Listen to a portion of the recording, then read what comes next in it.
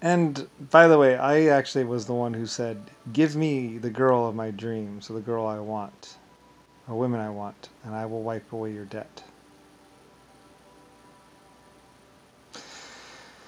and forgive you."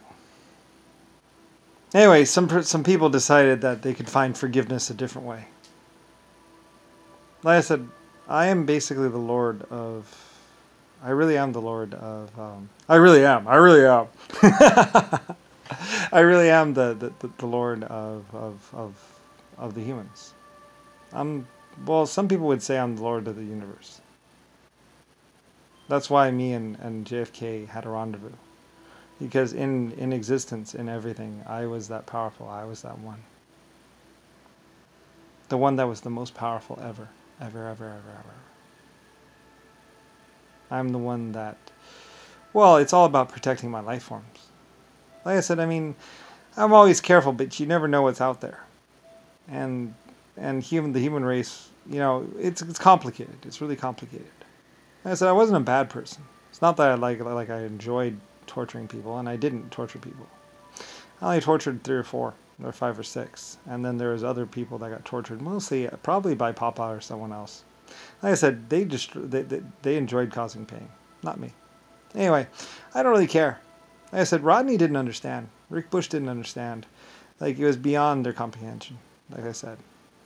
Anyway, so but at some point in time, I was like, well, give me the girl give me any woman I want, and I will basically wipe away your debt.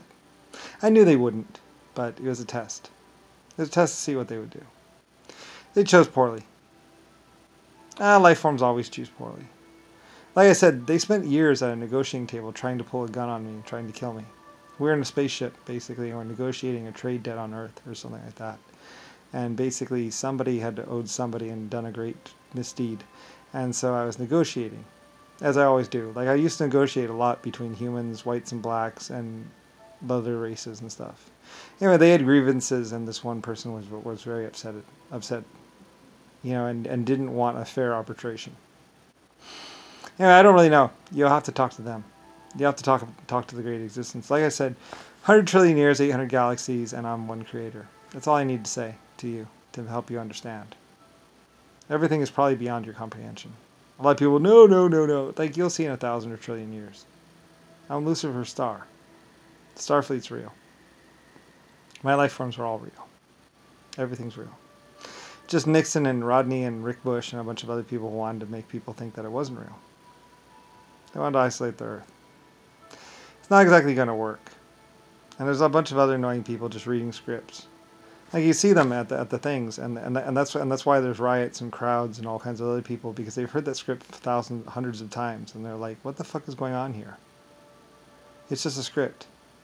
And then eventually they break into the main house, and they see all the scripts, and they see all the scripts of everything, and they realize these men aren't great. These aren't true leaders. These are all scripts. It's all just a game. It's all just a lie.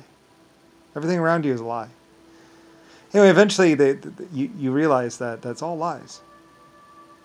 Rick Bush was lying. Rodney was lying. Everything you've heard on the radio is basically a lie. Everything they taught in schools was a lie. Eventually you start to wonder, like, what the fuck is really going on? It's like, well, it's been 100 trillion years.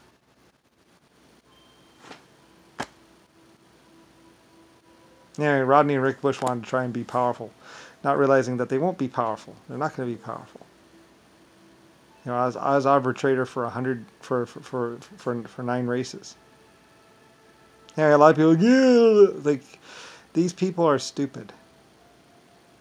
Like, they've used inflation or just printing money to be powerful or rich, and that's not real power. Money doesn't buy everything. Lies don't get you everywhere. And they've been trying for hundreds of thousands of years to get me to kill myself or to get someone to kill me before I could tell you all this. It's like, well, I'm Lucifer Star of the Belfast Shipyard, LS Shipyard, and LC Shipyard. I own the Titanic and everything else. Anyway, whatever. I also own spaceships. A bunch of black people playing wave files, a bunch of people in Hollywood, a bunch of people pretending to be rich in movies.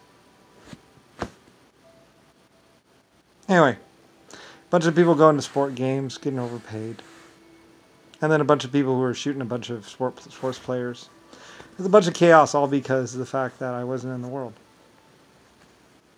They believed that the people in power actually were thinking about, like I said, Nixon and JFK and basically the American government, basically, or the United States government, basically thought because they were the only ones doing the bad things that they didn't have to look out for bad things happening. So, anyway, like they're the ones doing everything, all the terrorism, all the assassinations. It was basically the FBI, CIA, and basically the Congress. And I don't know where the military falls in line with all this. Like I said, a bunch of congressmen and a bunch of CIA and FBI people and basically other people pretending to be presidents would basically go to Mexico or go to somewhere, and then basically they would do something really fucked up, and then they would expect their military guys to basically defend them. Like they would go and kill a whole hospital and then expect the American military or the American people to basically defend them. It's like I say, JFK and Nixon, they killed a whole hospital in Germany. And then they expected the military to basically defend them. They'd go to China and kill a whole bunch of people and then run back to a military base, going, and they did the same thing in Korea. Like I say, talk to China, talk to Putin about how the American government, the United States government, the Congress were acting. They'll probably tell you. They witnessed it firsthand. So.